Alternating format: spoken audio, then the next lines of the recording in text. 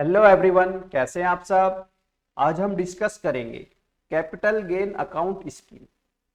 इसके बारे में कैपिटल गेन अकाउंट स्कीम कि कैपिटल एक गेन अकाउंट स्कीम क्या होती है, इसके क्या क्या फीचर्स हैं और कितने प्रकार के अकाउंट ओपन कर सकते हैं और क्या बेनिफिट्स है कि कैपिटल गेन अकाउंट स्कीम क्यों ओपन कराएं, कि इसमें क्या बेनिफिट मिलेगा। ओके जी, स्टार्ट करते हैं। तो सबसे पहले हम डिस्कस करते हैं कि कैपिटल गेन अकाउंट स्कीम होती क्या है। कैपिटल गेन अकाउंट स्कीम होती क्या है, क्या होती है, what is capital gain account scheme. तो कैपिटल गेन स्कीम कब लाई गई थी? सबसे पहले 1988 में।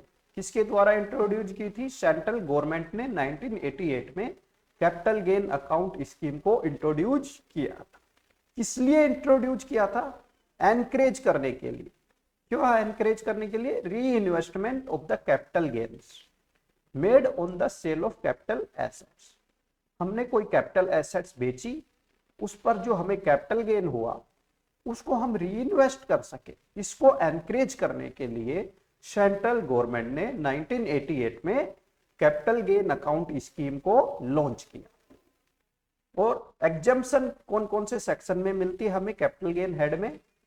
सेक्शन 54 से 54 जीबी के अंदर हम क्या ले सकते हैं? एग्जम्पशन क्लेम कर सकते हैं। और कैपिटल गेन अकाउंट स्कीम हम किसी भी बैंक में ओपन कर सकते हैं जो आरबीआई के द्वारा नोटिफाइड है। बैंक क्या है? आरबीआई द्वारा नोटिफाइड। ये तो हमने समझा कि कैपिटल गेन अकाउंट स्कीम होती क्या है। तो सिंपल सा मतलब क्या है कि सेंट्रल गवर्नमेंट की एक स्कीम है, ये जो कैपिटल गेन हुआ हमें सेल करने पर उसको री इन्वेस्टमेंट करने के लिए, एनकरेज करने के लिए ये स्कीम लाई गई है। अब बात करते हैं नीड ऑफ डिपॉजिट। क्यों डिपॉजिट कराने की आवश्यकता है इस स्कीम के अंदर? तो ये जो कैपिटल गेन हेड के अंदर सेक्शन बनाए गए हैं कि आपने कुछ प्रॉपर्टी सेल की, जैसे सेक्शन हम 54 की बात करते हैं। सेक्शन 54 बोलता है आपने कोई रेजिडेंशियल प्रॉपर्टी सेल की, तो अगर आप टैक्स बचाना चाहते हैं, लॉन्ग टर्म कैपिटल गेन बचाना चाहते हैं, सेव करना चाहते हैं, तो आपको क्या करना होगा? 2 साल के अंदर या तो परचेज करनी पड़ेगी नई प्रॉपर्टी, हाउस प्रॉपर्टी, या 3 साल के अंदर कंस्ट्रक्ट करनी। तो अब ये 2 साल और 3 साल का टाइम, इसके बीच में जो अमाउंट मिला हमें सेल करने से उसका क्या होगा?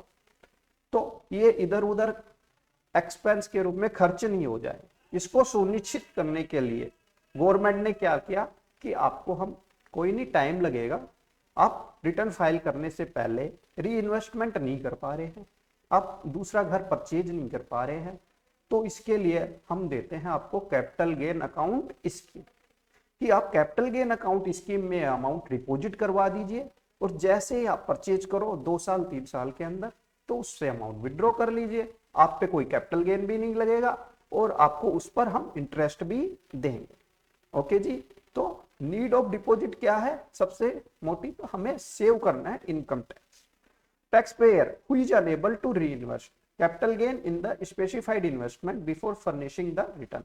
तो रिटर्न भरने से पहले हमें इन्वेस्ट करना था, वो हम नहीं कर पा रहे हैं।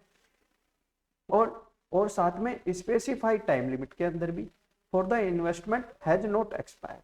जो टाइम लिमिट थी वो एक्सपायर नहीं हुई है। तो क्या है, हमें जैसे 2 साल 3 साल की टाइम लिमिट थी वो एक्सपायर नहीं हुई है, तो हमें क्या करना पड़ेगा? Required to deposit such unutilised capital gain in the capital gain account before furnishing return. कब? रिटर्न फाइल करने से पहले पहले हमें डिपॉजिट कर देना पड़ेगा। ओके जी। अब कौन डिपॉजिट कर सकता है, किसको बेनिफिट मिलेगा? सेक्शन 54 की बात करें, हमें सेक्शन 54 का बेनिफिट किसके मिलेगा? सेक्शन 54 का बेनिफिट और सेक्शन 54F, ये तीनों सेक्शन का बेनिफिट मिलता है इंडिविजुअल और एचयूएफ को। किसको मिलता है? इंडिविजुअल और एचयूएफ। ओनली इंडिविजुअल और एचयूएफ। 54, 54B, 54F। 54 किसकी बात करता है? सेल ऑफ रेजिडेंशियल हाउस को बेचा और 2 साल 3 साल में नया रेजिडेंशियल हाउस परचेज कर लेंगे। ठीक है। 54 भी बात करता है sale of land use for agriculture purpose. और 54F बात करता है कोई भी लॉन्ग टर्म कैपिटल एसेट्स, कोई भी long term capital assets except residential property. क्यों रेजिडेंशियल प्रॉपर्टी? तो सेक्शन 54 में कवर हो गई, उसको छोड़कर कोई लॉन्ग टर्म कैपिटल एसेट जैसे गोल्ड, मशीन हमारे पास रखी थी कई सालों से, उसको हमने सेल किया, लॉन्ग टर्म कैपिटल गेन होता है, और तो उसका हम बेनिफिट ले सकते हैं। किसको मिलता है ये तीनों सेक्शन का बेनिफिट? इंडिविजुअल और एचयूएफ। बाकी सभी सेक्शन का बेनिफिट सभी टैक्स पेयर को, एनी टैक्स पेयर को, चाहे कंपनी है, फर्म है, इंडिविजुअल है, एचयूएफ है, ट्रस्ट है, एओपी, बीओआई, सभी को मिलेगा। सेक्शन 54D बात करता है compulsory acquisition of land and building by government, ठीक है, कंपल्सरी एक्विजिशन की बात करता है। सेक्शन 54E बात करता है sale of any long term capital assets, कोई भी लॉन्ग टर्म कैपिटल एसेट्स हमने सेल की। यहां पर ईसी बात करता है sale of long term capital assets being land और बिल्डिंग बोथ, ठीक है।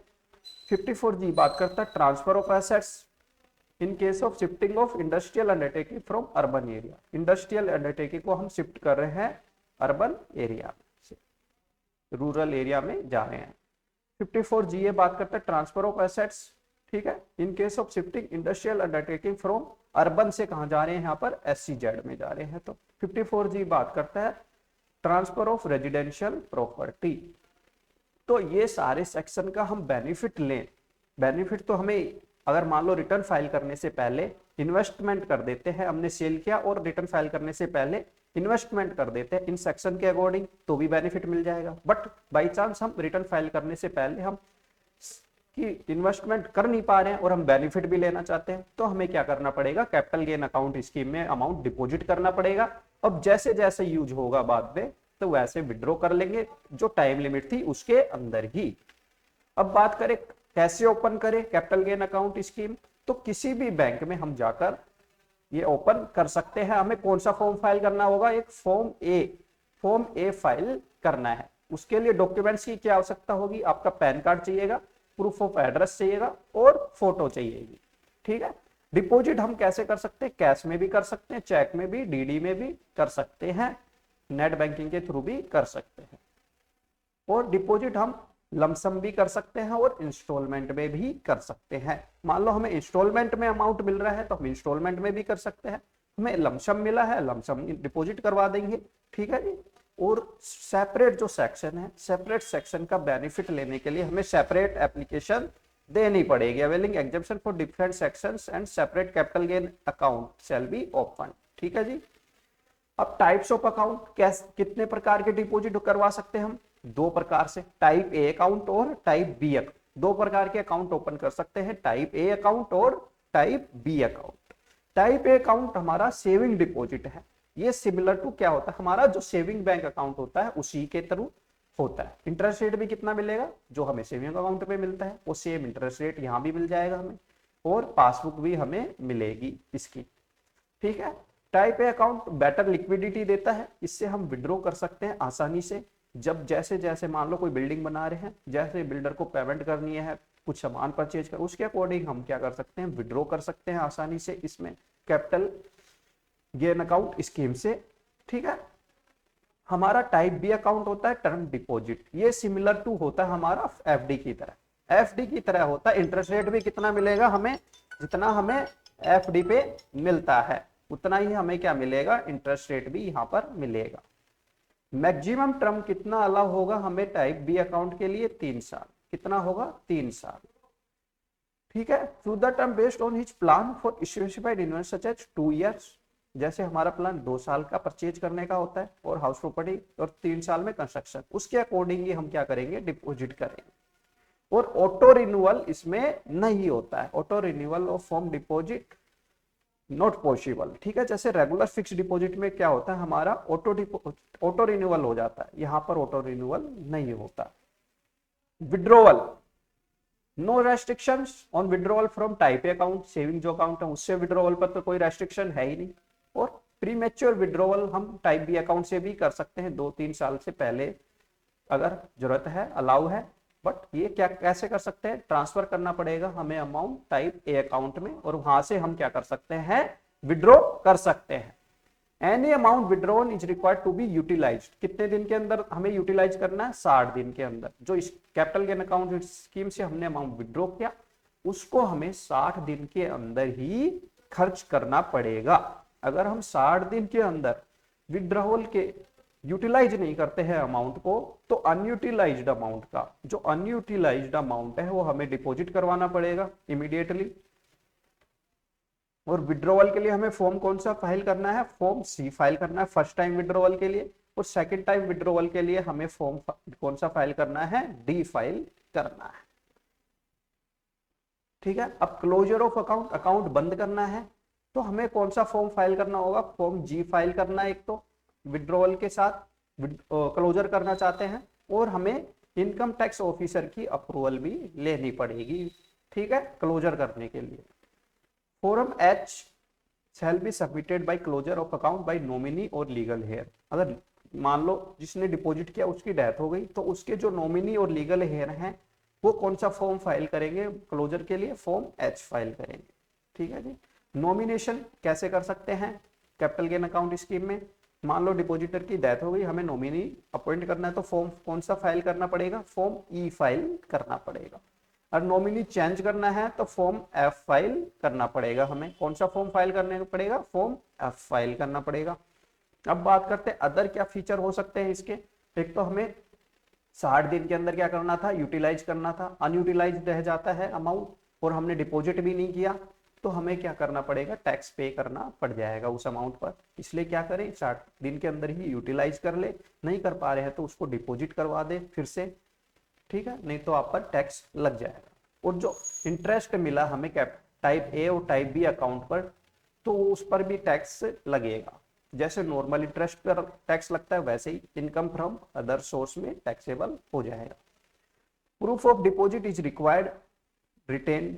ठीक है, जो हमने प्रूफ ऑफ डिपॉजिट किया, मान लो उसकी पासबुक होगी सेविंग अकाउंट की, ठीक है, एफडी का सर्टिफिकेट होगा, उसको हमें क्या करना है, संभाल कर रखना है कि फ्यूचर में नीड पड़ सकती है, इनकम टैक्स डिपार्टमेंट डिमांड कर सकता है, तो हमें दिखाना होगा।